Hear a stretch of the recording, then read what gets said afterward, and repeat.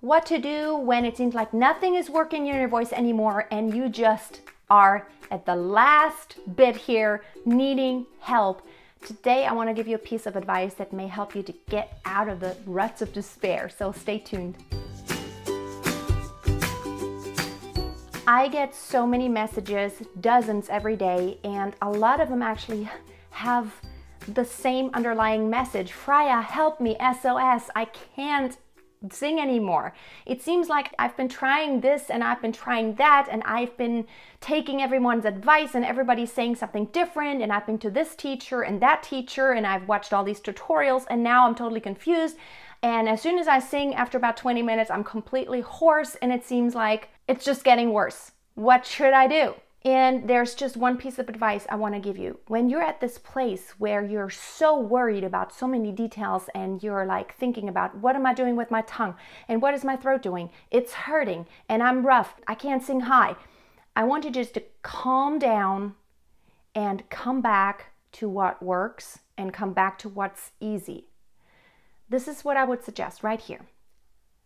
There are places in your voice that you're not struggling with, so clearly you're doing something right.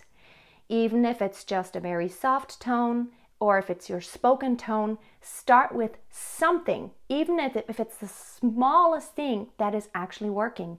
So I'm speaking right now, and so I am here, I am actually using my voice, and I'm trying to think, how can I incorporate it in my singing? And what I usually do, what I've always done, which I think is a reason for me never really having had massive problems with my voice ever, whatsoever. Nothing bothers me, nothing throws me off really. I make mistakes, I break, but it's never the struggle that has been going on ever. This has never happened to me. But I think the reason is because whenever I'm out and about, whenever I'm vacuuming, or back in the day when I was horseback riding, yes, I used to have 5 horses and did competitions a long time ago, but whenever I was out and about, whenever I'm vacuuming or, doing housework, if I'm not listening to my audiobooks or podcasts, I will just sing. And I just sing what's fun. I don't try to do anything. I don't try to do anything that's hard. I don't try to even sing a song that exists. I just kind of do things with my voice that are fun. I would just sing here. I would just sing here because it's fun. Because it's fun. Do do do do do do do.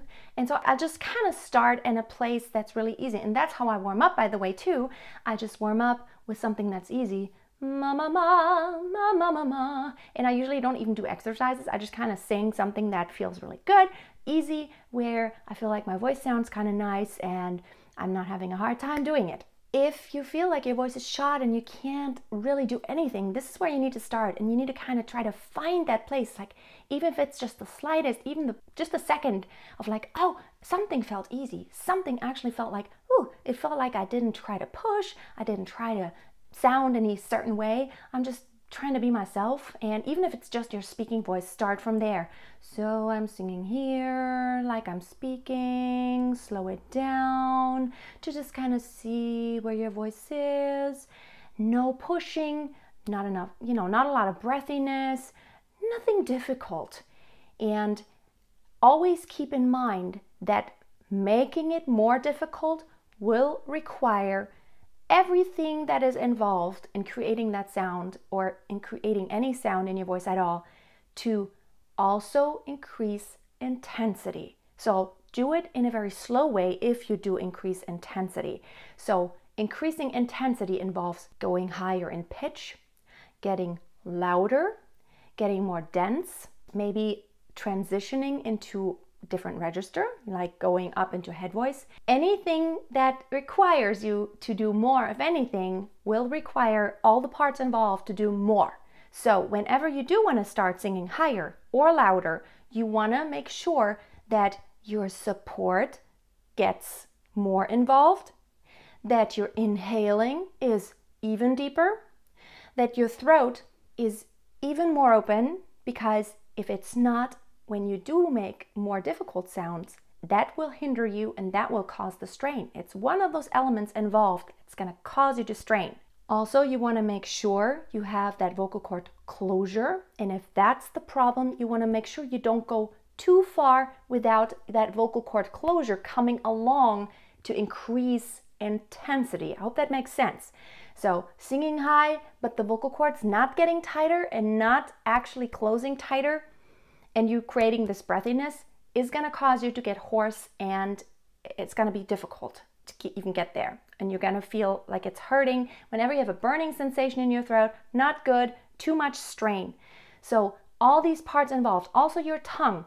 Ask yourself, I get asked all these questions. What should I do with my tongue? I'm pulling it back, and my vowels. If you have healthy speaking habits, come back to it.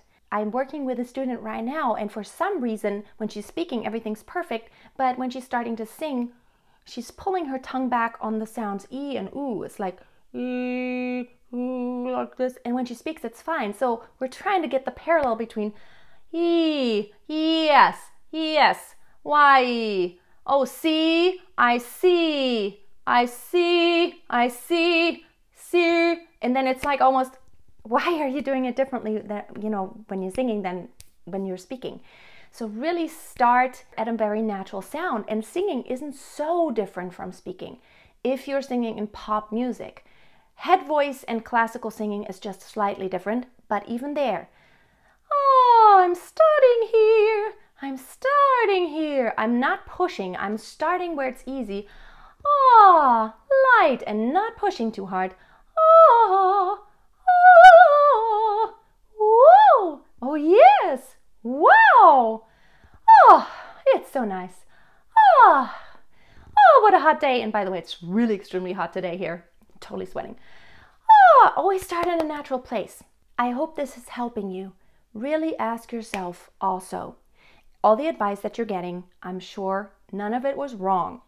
Don't be frustrated. Everything that maybe even your different teachers have been telling you, you may think everyone says something different, but everything, even what I tell you, take it with a grain of salt, because you have to ask yourself, how do I apply it for my voice? For example, you can't sing in the same range that I'm singing in. My voice is different from yours. Also, your voice isn't going to sound exactly like mine, and you have a different set of conditions when you start singing because your body is different and your voice is just a little bit different. So ask yourself, what does that mean for me, what my teacher wants me to do?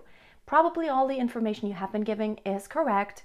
However, maybe you didn't apply it exactly the way it needs to be applied to your voice, and ask yourself, what is the common thread of everything that I've been told and what is actually working for me? So I really hope I could help you, because I get so many messages every single day from singers all over the world, like who just clearly need help, but I totally cannot answer everyone's messages. That's why I'm making this video, and hopefully it helps you. Check out my other channel. I think a lot of singing problems have to do with mental issues. You need to really have the mindset and the confidence to do what you want to do when you're singing. So check out my channel, Find Your Voice. The link is below. And I would love to see you in my Facebook group, Master Your Voice. There's over 1,800 singers in there, and we can continue the conversation there. Have a wonderful day.